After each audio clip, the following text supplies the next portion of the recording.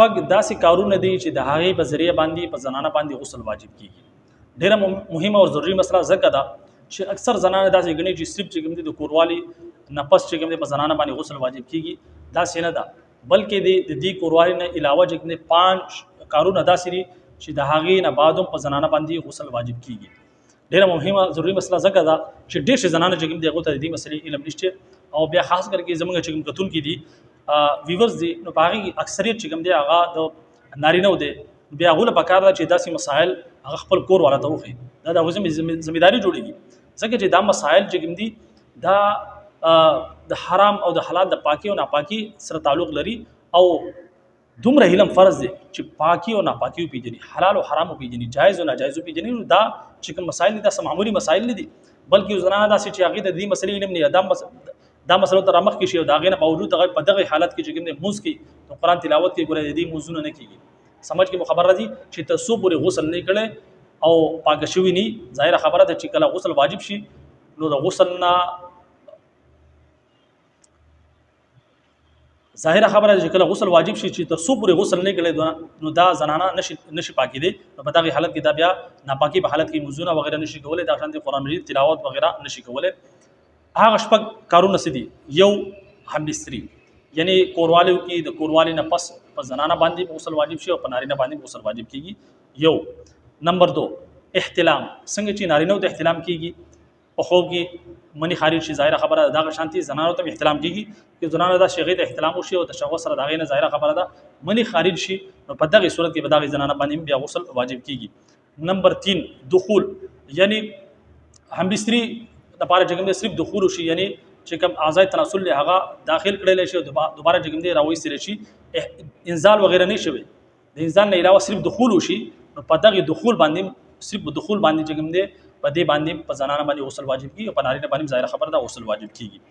نمبر 4 یو زنانه داسې چې ګوته یا د دین علاوه بل څه شي چې کوم دی داخل کی په شرمګاه کې او داغه په ذریعہ باندې چې کوم دی شهوت سره د زنانه چې منی دغه خارج شي، نو په دغه صورت کې په زنانه باندې غسل واجب شي. دا څلور شو. پنځم حیض نه پس، یعنی زنانو ته چې کوم ماهواري راځي، د میاشتې چې کوم بیماری راځي، د هغې نه پس ظاهره خبره دا یو نجاست دی چې دا چې کله ختم شي بیماری، د هغې نه پس د هغې نه بعد په زنانه باندې بیا غسل کول بیا څه دي؟ واجب دي. چې زنانه غسل نه کوي نو دا به ناپاکه وي، په دغې ناپاکي په حالت کې دا زنانه بیا څه نشي کولی؟ دا لمونځونه نشي کولی، د قرآن مجید تلاوت نشي کولی، لہذا د هغې لپاره دا واجب ده چې دا زنانه د حیض نه بعد بیا غسل وکړي.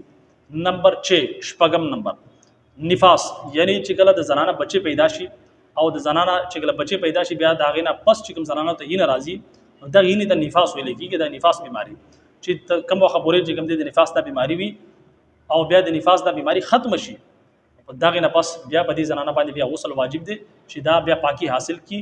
کچری نفاس بیماری ختم شي او دا غسل نه کوي، د هغې نه بعد دا زنانه چې کوم دی منځونه کوي یا قرآن مجید تلاوت کوي، دا د دې لپاره ناجایز دی، بلکې دا به لومړی څه کوي؟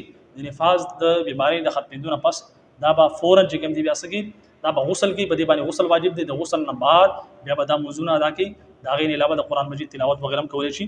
نو دا ټوټل شپږ شیزونه داسې دي چې د په ذریعه باندې په زنانه باندې غسل واجب کېږي. ډېر شي زنانه داسې دي چې په دې مسلې علم ورته نشته، نو پکار دا ده چې څومره نارینه اوري خاوندان دي، ظاهره خبره ده هغوی دې نه مسله زده کړي، خپل کور والا ته دې وښيي، او که چېرې زنانه اوري نو د هغو لپاره هم دا مسله ډېره مهم ده چې هغه په خپله هم دا زده کړي. او دا چې څومره وسایل دي دا بیانولو مقصد هم دغه دی چې دا صرف د کتابونو د حده پورې نه دي، بلکې دا مسایل زما ستا لپاره چې چاهې نارینه دي زنانه دي، دا د هغو لپاره دا مسایل علماء لیکلي په کتابونو کې، او رسول الله صلی الله علیه وسلم دا دین بیان کړی د دې لپاره چې په دې باندې موږ عمل وکړو. چې اوس موږ ته د دې مسلو علم نه وي، د پاکي او ناپاکي موږ ته علم نه وي، د حلال او حرام موږ ته علم نه وي، د جایز او ناجایز موږ ته علم نه وي، په دغه صورت کې چې د دې علم موږ نه حاصلو، د دې پوهه نه حاصلو، په دې حالت کې بیا موږ ګناهګار یو. الله بیا زموږ ستاسو پاک کړي. نو امید کوم چې مسله مو په سمجھ کې راغلي. اجازه راکړئ. السلام علیکم ورحمۃ اللہ وبرکاتہ.